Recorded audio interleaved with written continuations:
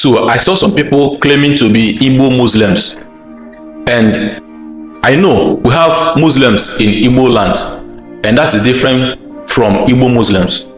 This is just like Hausa Fulani. Now they are talking about Igbo Muslim. So we don't have anything called Igbo Muslim, and we don't want to have Igbo Muslims. The reason is because Igbo people are democratic in nature, and what I mean by this democracy, I mean that in Igbo land, the father can be a Christian, the mother a Christian, and a child can wake up one morning and tell the father that he doesn't want to be a Christian anymore, that what he wants to be from today ongoing, he wants to be a traditional worshipper, and the father will not have anything to do to that boy. The father will not kill the child, the father will not do anything to that child. That is also how a son can wake up one morning from a traditional worshipper house, tell his father that today I want to be a Christian, and not only Christian, he wants to be a pastor, and his father will support him to be a pastor. That's the type of people Igbo people are. So unlike Islam, if a child wakes up in the morning and tell his father, who is a Muslim, that he wants to be a Christian or he doesn't want to be a Muslim any longer, the father has the only option to kill the child. That is the Sharia. That is that is Muslim for you. But we don't have that in Igbo land, because we believe that anything you want to do, provided it's not going to hurt another person, do it. In Igbo land, if a king wants to collect a land from a poor man, the poor man has the right to rise up and tell the man, the king, that you cannot collect this land from me. And by so doing, you see Igbo people from the Igbo's cabinet, they will also openly tell Igbo that what you are doing is not good, that they are supporting that boy. That's the type of people Igbos are. And the Igbo will not have any right to pursue those king's men from his cabinet because they are supporting that person. That's the type of people Igbos are. An Igbo person will always ask questions to know why you want to do that particular thing you want to do. But in Islam, it is said that you don't have to ask questions, you have to follow them blindly.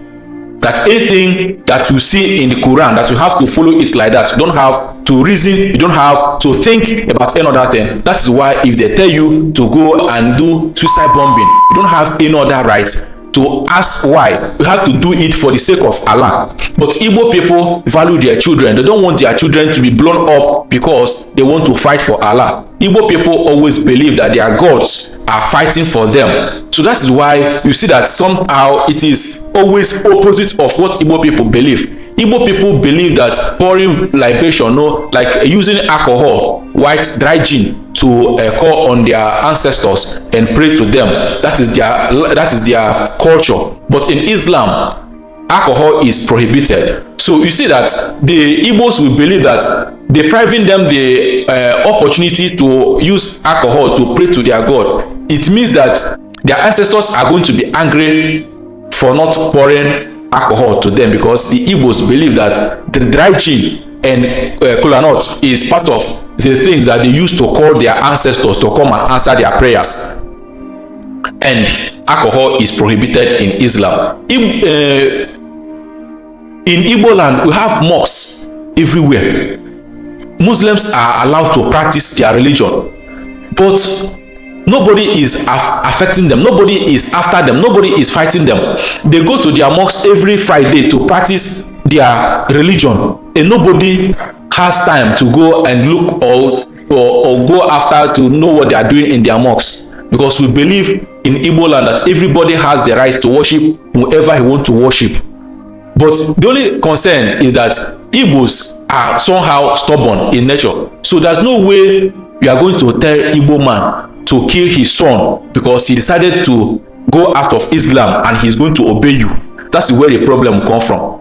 That does not mean that anybody that wants to practice Islam is not free to practice Islam in Igbo land. But the problem is, will Igbo man allow you to marry his 8 years old daughter? You that is for something years old, will Igbo man allow you to marry his 8 years old daughter? That is the problem, because Igbo man wants his daughter to go to university. He wants his daughter to go to school. He wants his daughter to be the one to choose whoever that want to marry her. Igbos don't force anybody to marry their daughter or force their daughter to marry anybody. Igbos will always allow the daughter to be the one to marry whoever he wants to marry. That is why the daughter will be the one to bring back a man to the father's house. See, this person want to marry me. Igbo people will not say this person must marry you. Are you seeing that it is two opposite things? Thank you and God bless you. One love.